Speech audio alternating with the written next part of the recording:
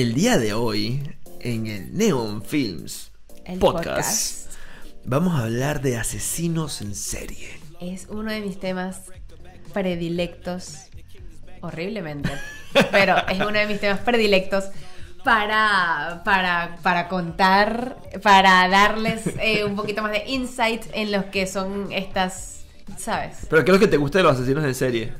No me gustan nada los asesinos en serie, o sea, pero me gusta es conocer esa psicología, el por qué.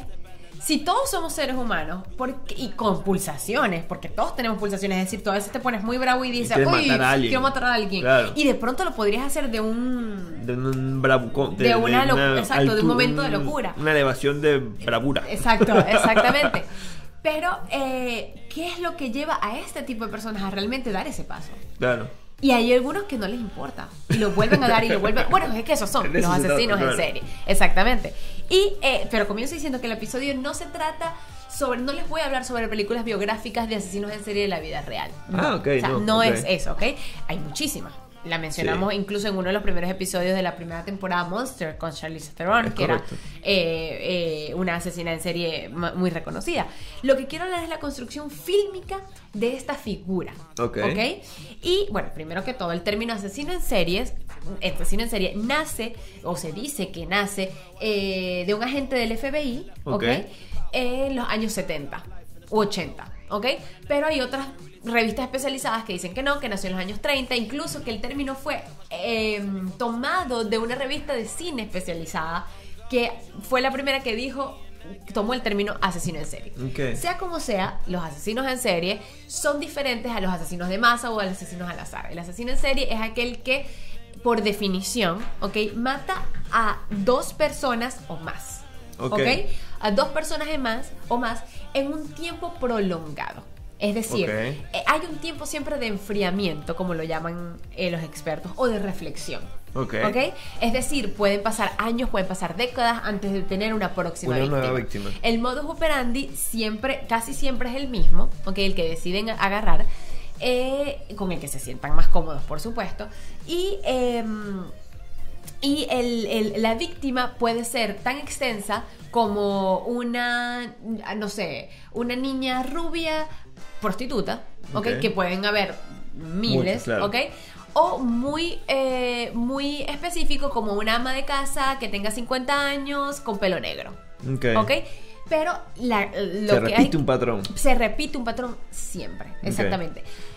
Puede no repetirse en algunos casos. Bueno, esto es muy extenso, puede repetirse, no repetirse en algunos casos dependiendo de la facilidad y accesibilidad que él tenga a su víctima, Pero bueno, como dije, esto es muy extenso. Pero no estamos hablando de películas. Exacto, ahorita es que le estoy diciendo que es un asesino en serie justamente. Porque mucha gente confunde los términos, ¿entiendes? Creen que asesinos de masa es lo mismo que asesino en serie, y esto es importante decir que no. Y bueno, la figura del asesino en serie es más que un simple personaje. Todo en el cine es intencional. Si está esa figura, si nace en esa figura, que incluso vio sus años de gloria por el 84, en los años 80, esta figura de asesino en serie, está ahí por un motivo. Está ahí como puede ser una crítica directa a la sociedad para representar en él mismo todo lo que está mal en la sociedad, todos los defectos humanos, etcétera. Siempre es una extensión de lo que está sucediendo de manera financiera, de manera económico-social, de manera de género, problemas de género, de raza, etcétera. Todo esto se muestra en la representación de la figura del asesino en serie. Y quiero mostrarles 3 películas que ponen esto en evidencia. Conocemos muchos asesinos en serie como Michael Myers en Halloween o Freddy Krueger en Pesadilla de Elm Street, pero estos son como un poco más fantasiosos, que entran un poco en la categoría de lo que es asesino en serie, y estoy segura que están inspirados en asesinos en serie de la vida real, pero esto ya se pierde un poco en lo que es la fantasía. Hay 3 asesinos en serie que yo considero que son de los mejores, y no son los villanos, es decir, no son los villanos de los que hablamos hace poco, porque tienen una construcción psicológica distinta. El villano al asesino en serie, muchas cosas pueden ser similares, pero las cosas que los separan son mayores. Okay.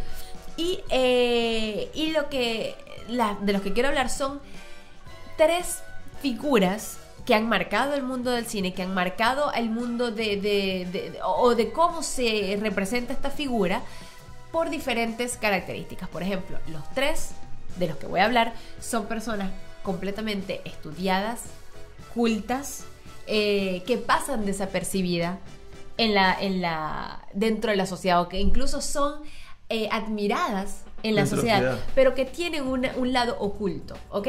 Como muchos asesinos en series. No es una bipolaridad, porque ellos no tienen un problema psicológico de bipolaridad. Okay. Lo que es que es una máscara que actúa, okay, para mostrarse, exacto, para mostrarse al mundo de una manera, pero por dentro son una locura. Son horribles. Okay. Y la primera es, bueno, podemos decir que este tipo de asesino también nació con Alfred Hitchcock, Norman Bates, el asesino en Psycho. Pero bueno, pero no es este que quiero hablar. Okay. Es American Psycho. Okay. No sé si has visto la película. De Mary Herron en el 2000 con Christian Bale. No. Ya he dicho que adoro a Christian Bale, que es uno de los actores de método más increíbles. Okay.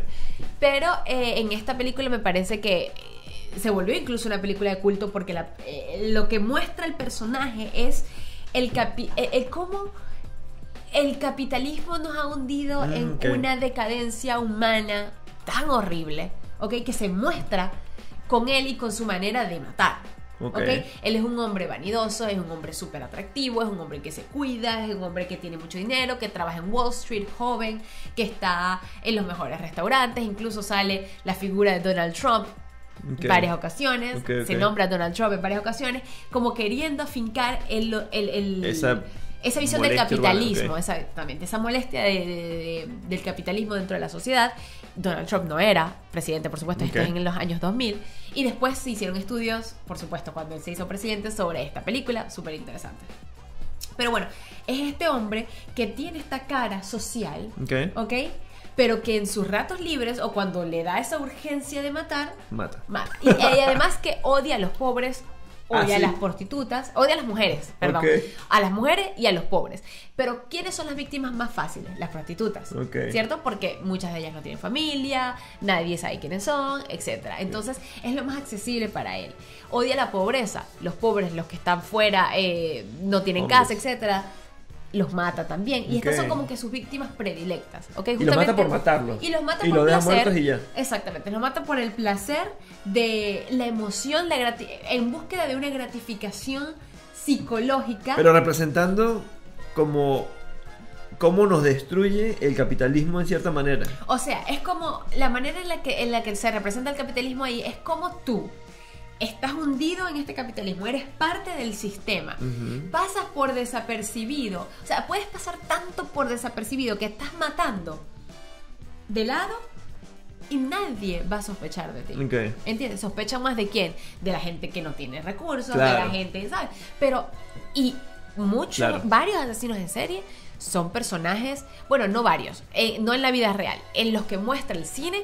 Son este tipo de personas que pueden utilizar esta doble máscara como personas exitosas, como personas que nadie va a juzgar. Que nadie va a juzgar. Es decir, en la vida real sí hay personas exitosas que fueron asesinos en algún momento. Pero el cine eleva eso para meter el capitalismo allí y decir que de alguna manera el capitalismo es un aliado del asesino en serie. ¿Entiendes? Wow. Y esa es American Psycho con Christian Bale. Es impresionante. Bueno, yo no tengo ninguna película que conozca de asesinos en serie. No me gustan. A lo mejor sí he visto un par, pero de las que estabas comentando, que son como recapitulaciones de la vida real. Exacto, biografías. Basadas en los personajes. Biográficas de la vida real. Pero no tengo ni siquiera la idea, porque no me gustan, o sea... Bueno, aquí me van a tener que cortar en algún momento, porque yo puedo hablar de esto, o sea, dar la rienda suelta. ¿Cuál es la segunda película que tiene? La segunda película se llama The House that Jack Built. ¿De qué la trata? casa que Jack construyó. Es del 2018, del danés Lars von Trier. Este danés es bien O sea, sí. O sea, su cine es bien... No sé si has visto Ninfómana. No. La película. Bueno, es bien dark. Okay. Es bien dark. Incluso lo estuvo banalizado del cine por muchos años porque hacía comentarios simpatizantes con Hitler. O sea, el tipo es un personaje. Es un personaje de verdad... Casey, Sí, un poco loco.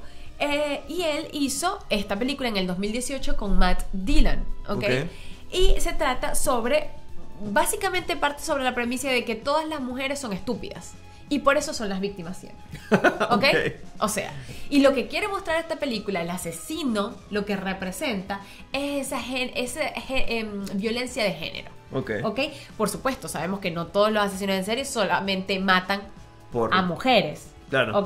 Hay de niños, de hombres, de todo. Pero realmente el principal objeto de deseo siempre es casi siempre la mujer. Y habla sobre eso. Es un hombre, es un arquitecto, es decir, que está en las artes. Está en las artes. Y lo que trata de ponerte también en evidencia esa película es sobre cómo darle una forma artística al crimen, o por cómo justificar mediante el arte el crimen, todo es como una obra de arte la película, todo está construida de una manera muy teatral, tiene se divide en 3 partes, en 3 actos, que ellos los llaman incidentes. En un momento, bueno, él mantiene conversaciones con un personaje el que yo atribuyo que es su conciencia, y todo se da a manera un poco de la Divina Comedia, que la Divina Comedia es un poema, de Dante, que hablaba sobre el paraíso, el infierno y el purgatorio. Entonces todo es como muy teatral, todo muy artístico, y quieren de cierta manera ligar las artes con el arte de matar, y eso es lo que representa la película, este personaje este asesino en serie, que todo lo que hace es con una suma precisión, perfección artística, con amor para matar. Es eso no impresionante. Lo voy a ver. No, es impresionante. Matt Dillon es increíble, de verdad recomendadísima. The House That Jack Built. Eso no lo voy a ver. La tienen que ver. Eso. Mira, ¿y por qué te sientes tan atraída? ¿Por qué crees que te sientes tan atraída a este tipo de películas? ¿Por la psicología que hay detrás de la...? Sí, por la psicología. Es que a mí me llama mucho la atención de cómo un personaje así puede estar construido en la vida real y en el cine. ¿Entiendes? De qué...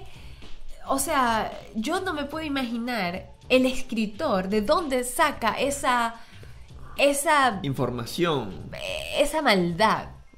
¿Entiendes? Sin ser un asesino en serie. Sí, exacto. No, y los mismos asesinos en serie, porque han habido muchos estudios de que para ver el cerebro, para estudiar el cerebro de los asesinos en serie, a ver si es diferente al de una persona normal, o una persona que simplemente no se da las pulsaciones de matar. Exactamente. Y bueno, ya han dicho que sí, que de pronto, o sea, porque por eso es la eterna pregunta, ¿un asesino en serie nace o se hace? Claro. ¿Entiendes? Claro. Y a mí eso me llama muchísimo la atención, a pesar de que, bueno, yo creo que en otra vida yo fui profiler. Profiler es los que trabajan en el FBI para armar el perfil psicológico de los asesinos en serie. Yo creo que, de verdad, si hay otras vidas, yo creo que yo fui profiler. O sea, definitivamente. Y, por supuesto, estas películas se basan en... O toman elementos de diferentes asesinos en serie, exactamente, como uno muy conocido que se llama Ted Bundy, que es uno de los más conocidos justamente por su carisma, porque es súper atractivo, súper inteligente, estudiante de derecho, lo egocéntrico que tiene que ser para decir, a mí no me sirve ningún abogado, yo voy a ser mi propio abogado.